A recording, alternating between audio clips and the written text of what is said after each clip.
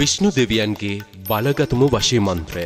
මේ වශී මන්ත්‍රය ශ්‍රවණය කිරීමෙන් ඔබ බලාපොරොත්තුෙන් සිටින ඕනෑම අයෙකුගේ හිත ඔබ වෙත ආකර්ෂණය කරගනිමින් ඔහුගේ හෝ ඇයගේ ආදරය ඔබට ලබා ගන්න පුළුවන්. ඊටමත් බලගතු මන්ත්‍රයක් නිසාවෙන් වැරදි දෙයකට මේ මන්ත්‍රය භාවිතා කරන්නට එපා. හිතා ගන්න බැරි ඉක්මනින් මේ මන්ත්‍රයෙන් ඔබට ප්‍රතිඵල ලබන්න පුළුවන්. මේ මන්ත්‍රය අවම දින 7ක් හෝ දින 21ක් ශ්‍රවණය කරන්න. අනිවාර්ය ප්‍රතිඵල මේ දින වකවානු තුල ඔබට ලැබෙනවාමයි. ඉදිරියටත් මේ වගේ බලගතු මන්ත්‍ර ඔබට ලබා දෙන්නට දේව නමස්කාර YouTube නාලිකාව subscribe කරලා තියාගන්න.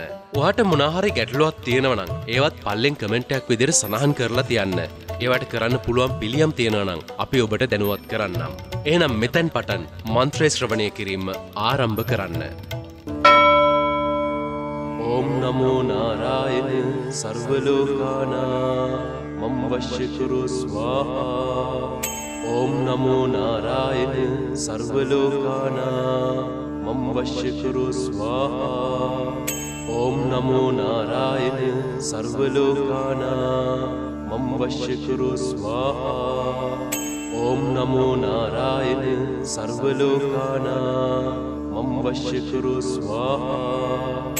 ඕම් නමෝ නාරායණ සර්ව ලෝකානා මම් වශ්‍ය කුරු ස්වාහා. ඕම් නමෝ නාරායණ සර්ව ලෝකානා මම් වශ්‍ය කුරු ස්වාහා. ඕම් නමෝ නාරායණ සර්ව ලෝකානා මම් වශ්‍ය කුරු ස්වාහා. ඕම් නමෝ නාරායණ සර්ව ලෝකානා මම් වශ්‍ය කුරු ස්වාහා.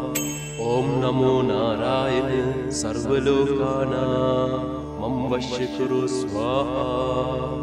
ඕම් නමෝ නාරායණ සර්ව ලෝකානා මම් වශ්‍ය කුරු ස්වාහා. ඕම් නමෝ නාරායණ සර්ව ලෝකානා මම් වශ්‍ය කුරු ස්වාහා. ඕම් නමෝ නාරායණ සර්ව ලෝකානා මම් වශ්‍ය කුරු ස්වාහා. ඕම් නමෝ නාරායණ සර්ව ලෝකානා මම් වශ්‍ය කුරු ස්වාහා. ඕම් නමෝ නාරායණ සර්ව ලෝකානා මම් වශ්‍ය කුරු ස්වාහා. ඕම් නමෝ නාරායණ සර්ව ලෝකානා මම් වශ්‍ය කුරු ස්වාහා. ඕම් නමෝ නාරායණ සර්ව ලෝකානා මම් වශ්‍ය කුරු ස්වාහා. ඕම් නමෝ නාරායණ සර්ව ලෝකානා මම් වශ්‍ය කුරු ස්වාහා. ඕම් නමෝ නාරායණ සර්ව ලෝකානා මම් වශ්‍ය කුරු ස්වාහා.